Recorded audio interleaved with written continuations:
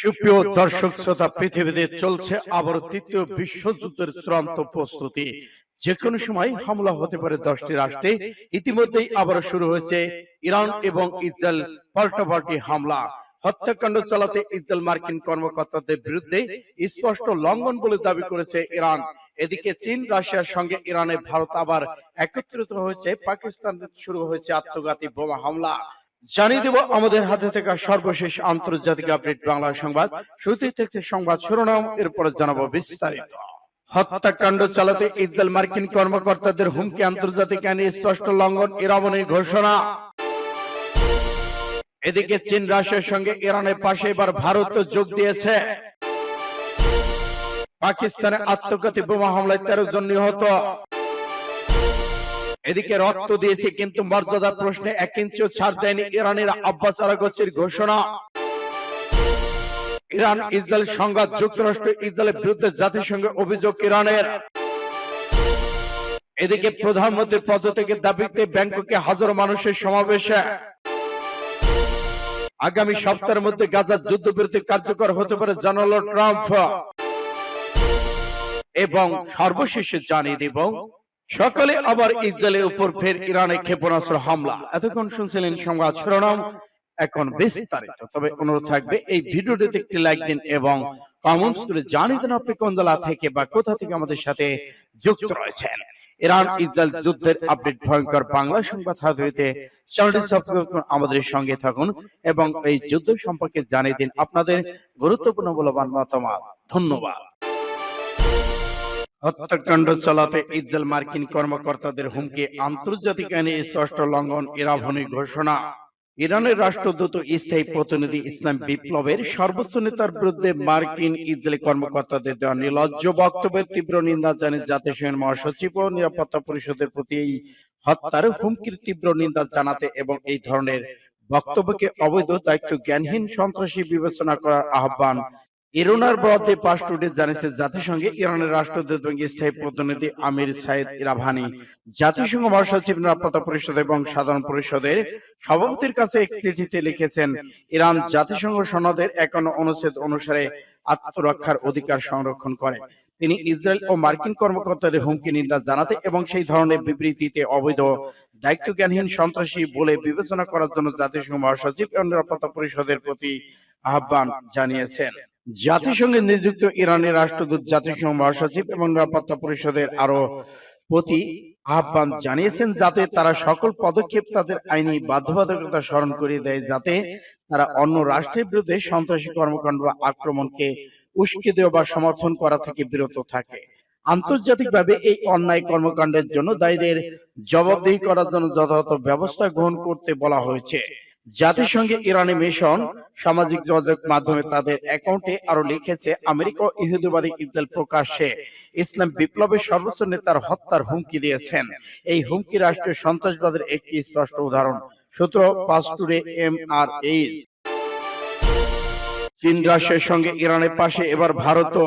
ইরানের ভূখণ্ডে বিনা উস্কানিতে ইসরায়েল যুক্তরাষ্ট্রের সামরিক হামলার তীব্র নিন্দা জানিয়ে ভারত, চীন, রাশিয়ার নেতৃত্বাধীন ব্রিক্সের জোট ইরানের পক্ষে অবস্থানে মঙ্গলবার ব্রিক্সের জোট এক বিবৃতিতে জারি করে বলেছে, কাতার ভিত্তিক সংবাদ মাধ্যম আল জাজিরা ইসরায়েল যুক্তরাষ্ট্রের ইরানের বিরুদ্ধে সাম্প্রতিক হামলার বিষয়ে গভীর উদ্বেগ প্রকাশ করে একটি আন্তর্জাতিক আইন ও জাতিসংঘ সনদের লঙ্ঘন হিসেবে বর্ণনা করা হয়েছে। এই বিবৃতিতে ইরান ও ইসরায়েলের মধ্যে যুদ্ধবিরতি কার্যকর হওয়ার পর জারি করা এই বিবৃতি ব্রিক্স ইরানের শান্তিপূর্ণ পারমাণবিক স্থাপনাগুলোতে হামলার সমালোচনা করেছেন।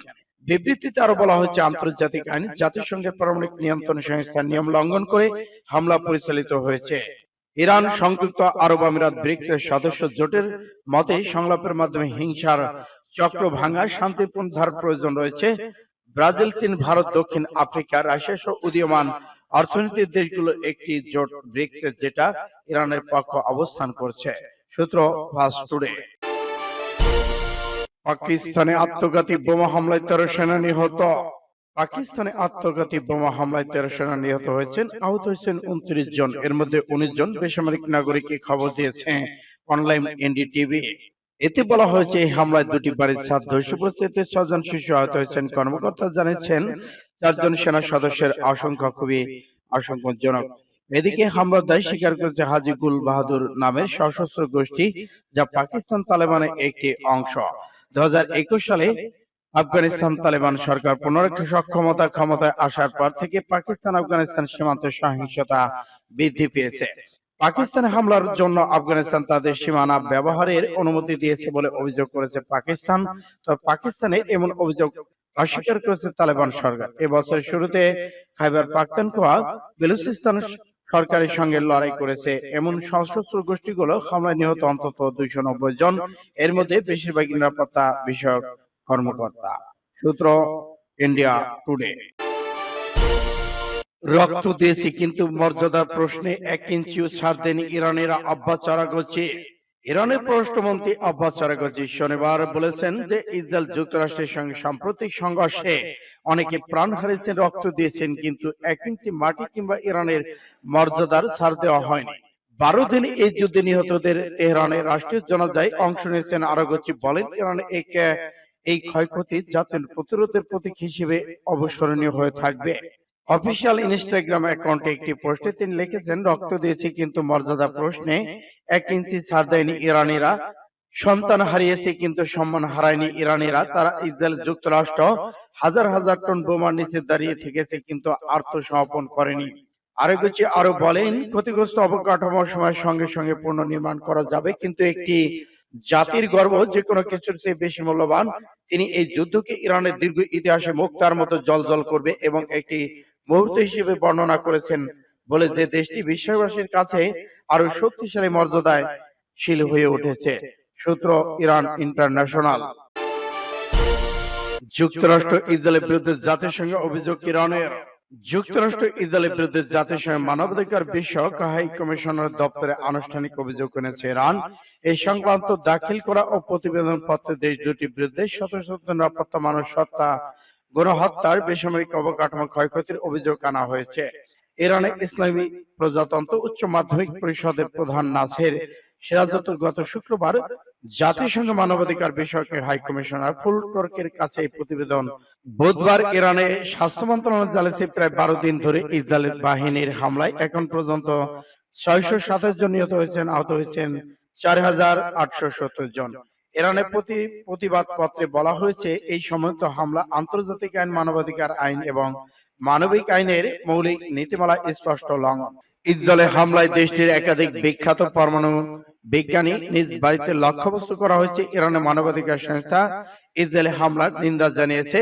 এতে মানুষের জীবন ধারণের অধিকার, শারীরিক মানসিক নিরাপত্তার অধিকার, চিকিৎসা সেবা পাওয়ার অধিকার, মানুষের মৌলিক অধিকার লঙ্ঘিত হয়েছে। এছাড়া বারবার আবাসিক ভবনে বোমাবর্ষণের হুমকির মাধ্যমে মানসিক নির্যাতন নিষিদ্ধের অধিকার এবং ইরানের আরজিসি হামলা চালিয়ে মত প্রকাশের স্বাধীনতাকে লঙ্ঘন করেছে বলে। প্রতিবেশী কম্বোডিয়ার সঙ্গে এক সীমান্ত বিরোধকে কেন্দ্র করে থাইল্যান্ডের প্রধানমন্ত্রী পাতং সাং পদত্যাগ দাবি করে রাজধানী ব্যাংককে বিক্ষোভ সমাবেশ করেছেন কয়েক হাজার মানুষ। 2023 সালে ফুংথাই পার্টি ক্ষমতায় আসার পর থেকে এটি ব্যাংককে সরকার বিরোধী সবচেয়ে বড় সমাবেশ। শনিবার ব্যাংককে ভারী বৃষ্টি সত্ত্বেও সমাবেশে যোগ দেওয়ার লোকজন প্রধানমন্ত্রী পাতং তাং এর বিরুদ্ধে বিক্ষোভ চালিয়ে যায়। পাতং তাং একটি ভোট সরকার নিয়ে থাইল্যান্ডের নরবরে অর্থনীতিকে পুনরুজ্জীবিত করার চেষ্টা চালিয়ে যাচ্ছে। আগামী মাসে তার সরকার পার্লামেন্টে একটা সম্ভাব্য অনাস্থা ভোটের মুখে পড়তে পারে। প্রধানমন্ত্রীর বিরুদ্ধে প্রতিবাদে নেতৃত্ব দেওয়া রাজনীতি বিষয়ক পার্থতে বলেছেন, তাকে সরে যেতে হবে কারণ তিনি সমস্যা। এই বিবাদের শুরু মে মাসে 28 মে থাইল্যান্ড কম্বোডিয়া সীমান্তে অরচিত একটি এলাকায় সংঘর্ষে এবং কম্বোডীয় সেনা নিহত হওয়ার পর থেকে দুই দেশের মধ্যে উত্তেজনা বাড়তে থাকে। এই পরিস্থিতির মধ্যেই কম্বোডিয়ার সাবেক প্রধানমন্ত্রী হুন সেনের সঙ্গে একটি ফোনালাপ ফাঁস হয়। ফোনে সীমান্ত বিরোধ নিয়ে হুন সেনের সঙ্গে পাতংতার কথা হয়েছিল। ফোনালাপের সময় পারিবারিক পরিচিত হন হুন সেনকে আঙ্কেল সমাধান করে তাকে সহযোগিতা করার আশ্বাস দিয়েছে পাতং তাং। আগামী সপ্তাহের মধ্যে গাজার যুদ্ধবিরতি কার্যকর হতে পারে জানালো ট্রাম্প। মার্কিন প্রেসিডেন্ট ডোনাল্ড ট্রাম্প বলেছেন, গাজা ইসরায়েল হামাসের মধ্যে যুদ্ধবিরতি আগামী এক সপ্তাহের মধ্যে হতে পারে। শুক্রবার হোয়াইট হাউসের ওভাল অফিসে কঙ্গো রুয়ান্ডা চুক্তি উদযাপনে এক অনুষ্ঠানে তিনি সাংবাদিকদের এ তথ্য জানান। এর আগে দুই দফায় দফায় যুদ্ধবিরতি হলেও স্থায়ী যুদ্ধ হয়নি। ইসরায়েল অবরোধের মুখে উপত্যকায় প্রায় সব বাসিন্দা সীমাহীন দুর্দশায় জীবনযাপন করছেন। শনিবার রয়টার্স জানায়, ইসরায়েল ও হামাসকে যুদ্ধবিরতি রাজি করাতে চেষ্টা করা যাওয়ার কয়েকজনের সঙ্গে কথা বলেছেন প্রেসিডেন্ট ডোনাল্ড ট্রাম্প। এরপর তিনি যুদ্ধবিরতি শিগগিরই হবে বলে তা আশ্বাস দিয়েছেন। হামাস বলছে তারা যুদ্ধ বন্ধের কোন চুক্তির অধীনে বাকি জিম্মিদের মুক্তি দিতে আগ্রহী। অন্যদিকে ইসরায়েল বলছে যুদ্ধ যখনই থামবে তখনই থামবে যখন হামাস নিরস্ত্র বিলুপ্ত হয়ে যাবে, কিন্তু হামাস অস্ত্র সমাপনে রাজি হয়নি। ইসরায়েলের উপর ফের ইরানের ক্ষেপণাস্ত্র হামলা বেজে উঠল আবার তৃতীয় বিশ্বযুদ্ধের দামামা। ইরান ও ইসরায়েলের মধ্যে পাল্টাপাল্টি হামলা অব্যাহত আবার শুরু। উভয় দেশের নেতারা পরস্পরের বিরুদ্ধে আরো হামলার বিষয়ে সতর্ক করেছেন। ইসরায়েলকে লক্ষ্য করে রাতে আরো ক্ষেপণাস্ত্র রকেট হামলা চালিয়েছে ইরান। হাইফা, তেল আবিব ও জেরুসালেম লক্ষ্য করে নতুন করে ক্ষেপণাস্ত্র বহর ছুড়েছে ইরান। ইসরায়েল বলছে এসব হামলা ঠেকানোর জন্য তাদের প্রতিরক্ষা ব্যবস্থা সক্রিয় রয়েছে।